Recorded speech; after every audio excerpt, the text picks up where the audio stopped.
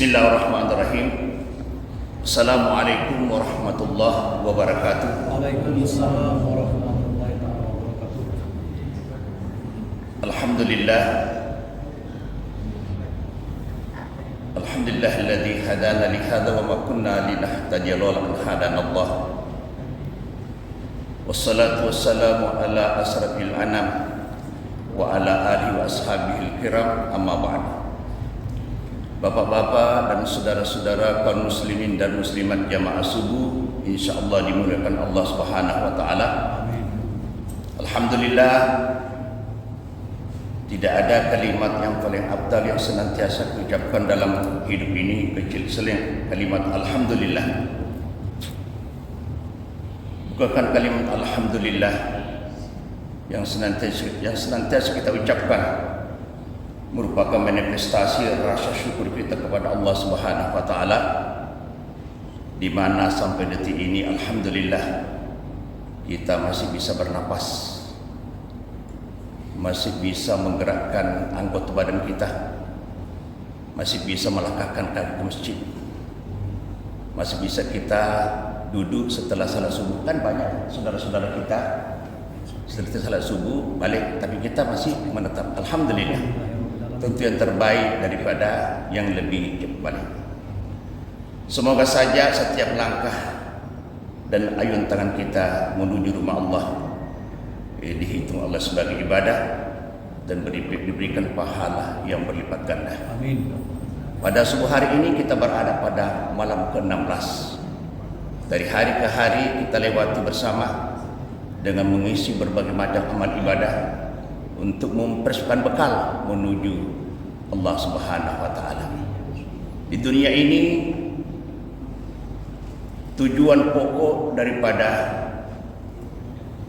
kehidupan kita adalah bagaimana kita bisa membuat bekal sebanyak-banyaknya. Sebab sedangkan mau ke Jakarta saja kita membawa bekal. Itu pun di Jakarta kalau habis bisa minta dikirimkan lewat rekening. Tetapi di akhirat, kalau kekurangan bekal kita, maka tidak bisa kita minta kembali. Banyak orang menangis di kuburan. La'alli amal salihah, irji'uni ya Allah, kembalikan di dunia. Kan ditampakkan seluruh pahala kebaikan di kuburan. Bahkan ketika manusia menjelang wafat, itu ditampakkan seluruh pahala sedekah. Saya mengatakan, ya Allah, ya Rabb, irji'uni, kembalikan aku di dunia. Untuk apa? Li'alli amal salihah, ingin beramal salih. Tapi terlambat.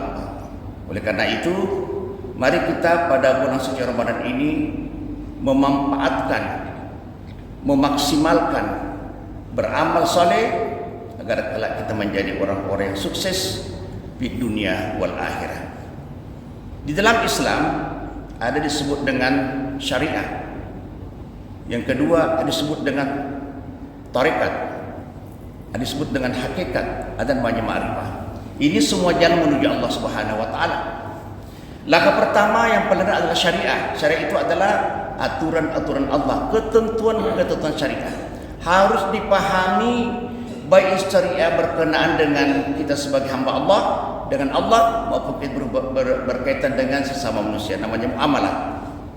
Diatur sedemikian rupa, ini namanya aturan Allah, ini namanya aturan sama manusia. Jadi syariah ini adalah undang-undang Allah yang mengatur segala aspek kehidupan manusia. Di dalam Al-Quran tidak satu pun yang tidak ada hukumnya dalam Al-Quran. Al-Quran adalah pedoman yang lengkap, merupakan yang utuh sesuai dengan fitrah manusia. Ajaran-ajaran Al-Quran itu sesuai dengan fitrah manusia. Contohnya kita disuruh berpuasa 12 jam.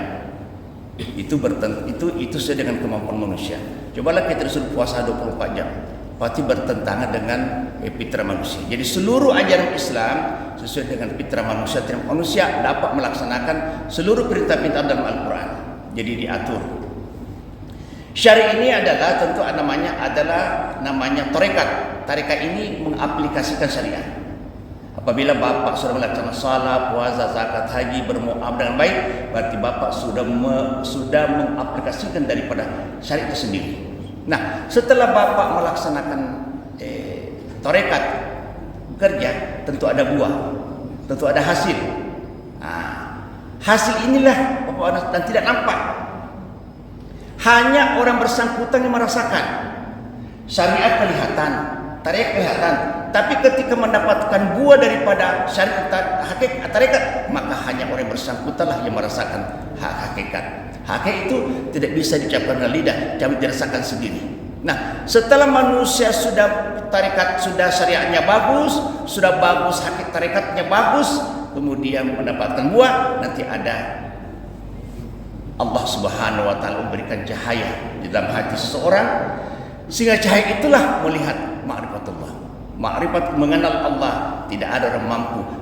Keterbatasan kemampuan kita tidak mampu mengenal Allah. Tapi kalau Allah memberikan suatu ilmu, di mana ilmu itu digunakan untuk melihat kebesaran Allah Subhanahu wa taala, itulah puncak daripada jalan menuju Allah Subhanahu wa taala. Nah, itulah pengantar Pak. Kita masuk di masuk di pembahasan kita. Jadi kemarin itu udah usah tamat panjang yang ceritanya nih Pak. Yang penting intinya saja. Jadi kemarin kita sudah bahas apakah orang yang sudah meninggal dunia mengetahui kedatangan orang yang menziarahi makamnya dan mendengar ucapan salam mereka. Kemudian yang selanjutnya ini banyak nih Pak, hampir 500 salaman. Nah,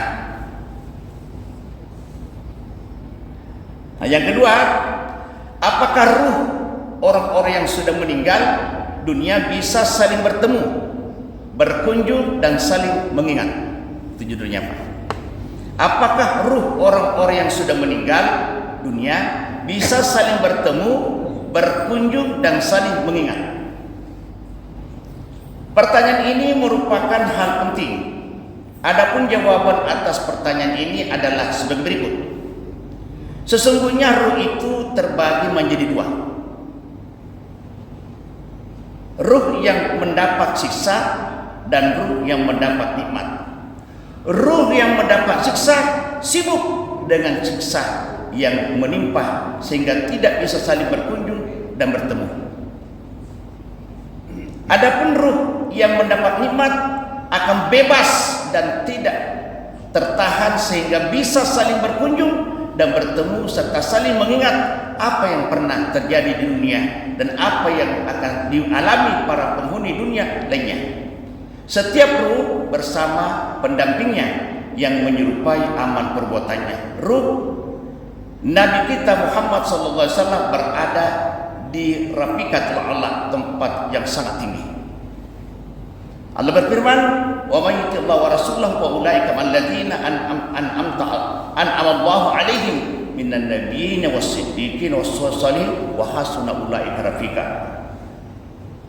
Dan barang siapa mentaati Allah dan Rasulnya Muhammad SAW, maka mereka itu akan bersama-sama dengan orang yang diberikan nikmat Allah Subhanahu wa taala. Itulah sebabnya kalau kita membaca Siratal ladzina an'amta 'alaihim. An'amta 'alaihim, siapa itu yang diberikan nikmat? Para nabi, para rasul, para saleh dan sholihin. Kita akan bersama nanti dengan itu. Jadi ketika kita membaca Siratal ladzina an'amta 'alaihim, jangan orang yang kau berikan nikmat. Siapa orang yang berikan nikmat?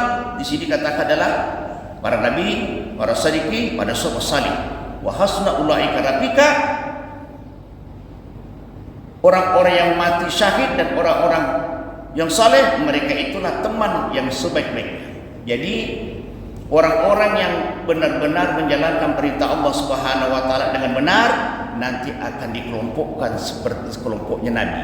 Kelompok Nabi itu surga Firdaus, surga yang paling tinggi. Bapak dan saudara-saudara, nanti kita lihat siapa-siapa saja yang berhak menempati surga Firdaus. Nanti lihat pembahasannya.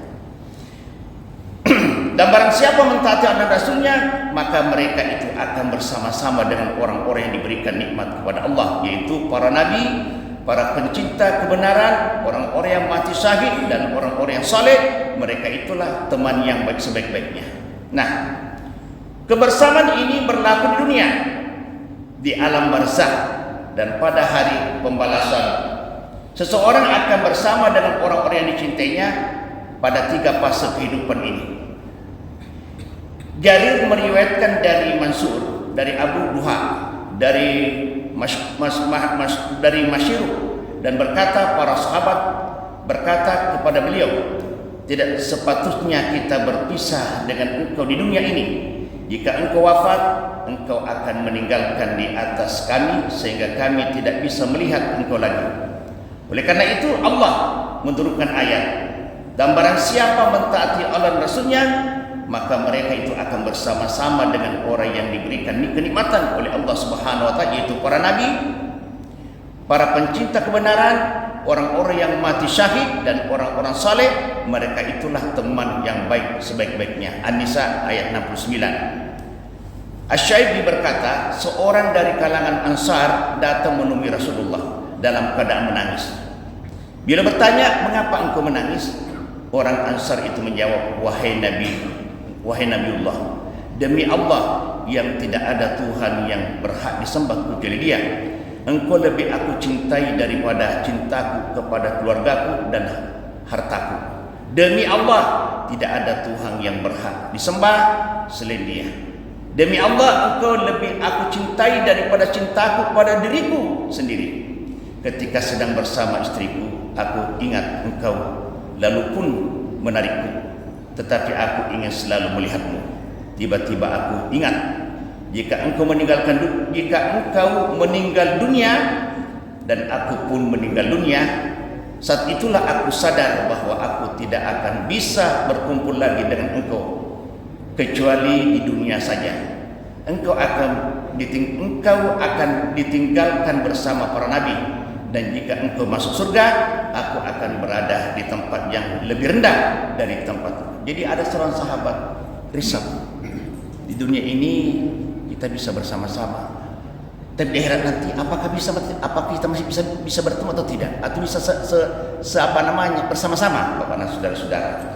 Nabi tidak menanggapi perkataan orang Ansar itu hingga turun ayat, dan barang siapa mentaati Allah dan Rasulnya, maka mereka itu akan bersama-sama dengan orang yang diberikan nikmat oleh Allah. Jadi kekhawatiran keresahan tadi sahabat ini, di dunia ini ya Rasulullah kita bersama-sama jalan-jalan, makan, bersama berjuang segala macam. Apakah di akhirat bisa bersama-sama? Kata di sini bahwa siapa yang takut pada Rasulnya akan bersama di akhirat, Bapak dan Saudara. Jadi keraguan itu terjawab. Jadi tidak menanggapi perkataan orang Ansar ini hingga turun ayat, dan barang siapa mentaati Allah dan Rasulnya, maka mereka itu akan bersama-sama dengan orang yang diberikan nikmat Allah Subhanahu wa taala, itu para nabi, para pencinta kebenaran, orang-orang yang mati syahid dan orang yang saleh. Dan cukuplah yang maha mengetahui. Allah berfirman, ya ayuhan nafsul mutmainnah irji'i ila rabbika radiyatan mardiyah wadkhuli fi ibadi wadkhuli jannah.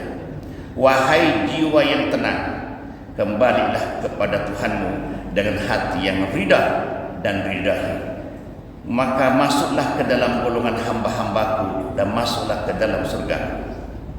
Nah, ketika seseorang dalam keadaan sakaratul maut, sebentar lagi akan berpisah ruhnya dengan nyawanya, orang-orang yang beriman itu pada hakikatnya tidak dicabut nyawanya, cuma dipanggil. Apa dikatakan hadis? Inna ruhul mu'minu la yakhrujul mu'minu hatta yarahu bil jannah. Ruh seorang mukmin itu tidak akan keluar ruhnya dari tubuhnya sebelum ditampakkan tuanya di surga. Allah menyerja malaikat Jibril tampakkan surga di depannya, sehingga ruh ini keluar meninggalkan jasadnya tanpa terasa karena melihat nikmatnya surga. Jadi di dalam sebuah doa sering kita baca, Allahumma hawwin alaina fi syakaratil maut. ya Allah mudahkan kami menghadapi sakaratul maut. Karena sakaratul maut sangat pedih, seperti ditebas 300 kali pedang. Sakitnya itu, kata Rasul. Ada mengatakan seperti dikupas kulit-kulit hewan yang sedang hidup. Tapi kenapa seorang muslim tidak merasakan sakitnya? Pada saat nyawa ingin dicabut, diperlihatkan surga di depannya. Sehingga seluruh kemampuan dan seluruh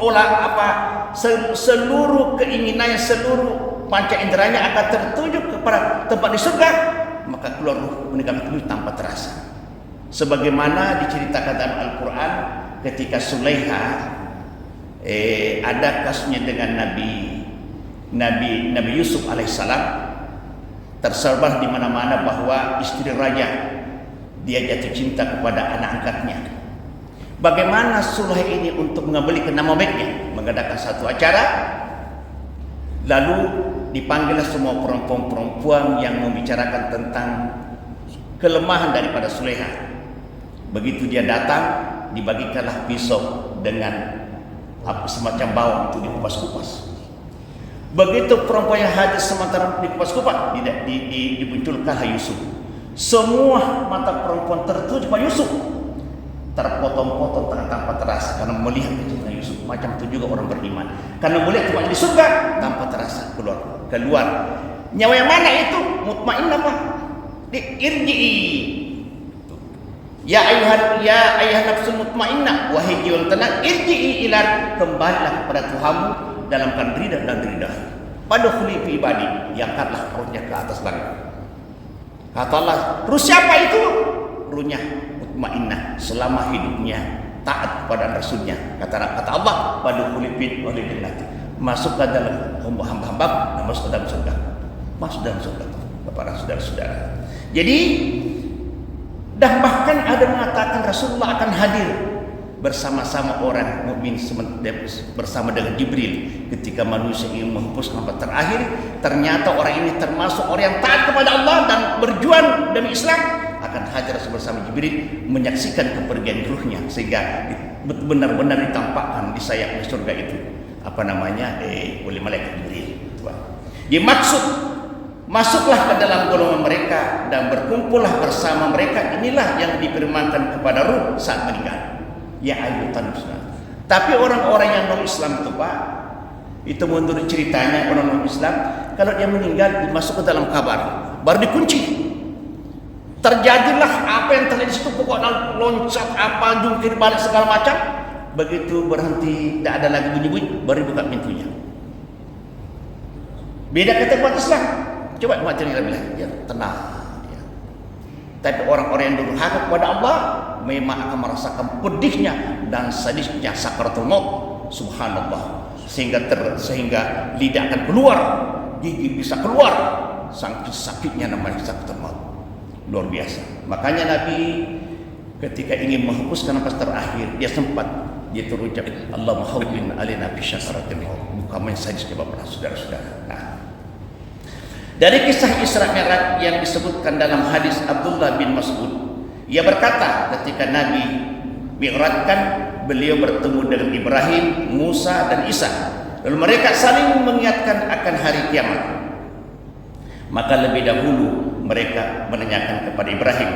Namun Ibrahim tidak mempunyai pengetahuan tentang hari kiamat itu. Lalu mereka menanyakan kepada Musa. Namun Musa juga tidak mempunyai pengetahuan tentang hari itu. Akhirnya mereka sepakat untuk menyerahkan masalah ini kepada Isa. Isa berkata, Allah memberitahukan kepadaku perkara-perkara sebelum datang hari kiamat. Lalu Isa menyebutkan munculnya Dajjal seraya berkata, aku akan turun dan aku yang akan membunuhnya. Kemudian manusia kembali ke tempatnya masing-masing. Muncullah Yajuz dan Majuz serta rombongannya yang keluar dari segala penjuru.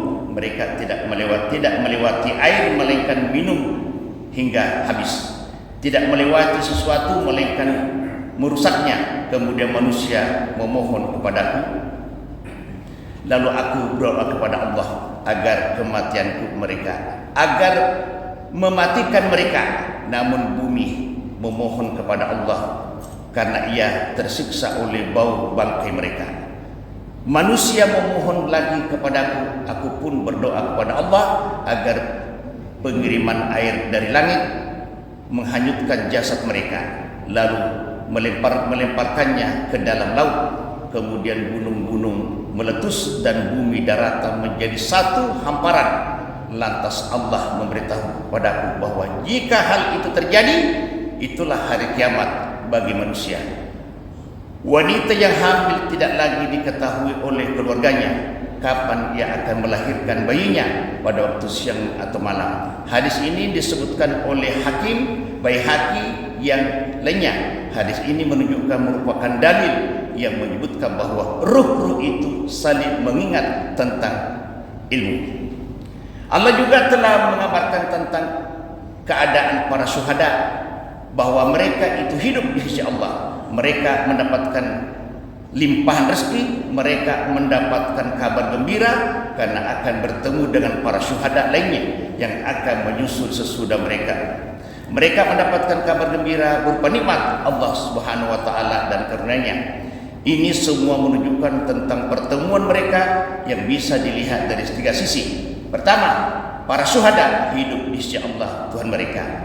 Jika mereka hidup, tentu mereka bisa saling bertemu. Yang kedua, para syuhada mendapatkan kabar gembira dengan kedatangan saudara-saudara mereka dan juga bertemu dengan mereka. Yang ketiga, lafaz yastabisharu secara bahasa bisa berita gembira yang disampaikan sebagian di antara mereka kepada sebagian lain, seperti halnya yatasul ain. Jadi begini, nanti tadi di pembicaraan pertama tadi bahwa dua macam ruh. Ada ruh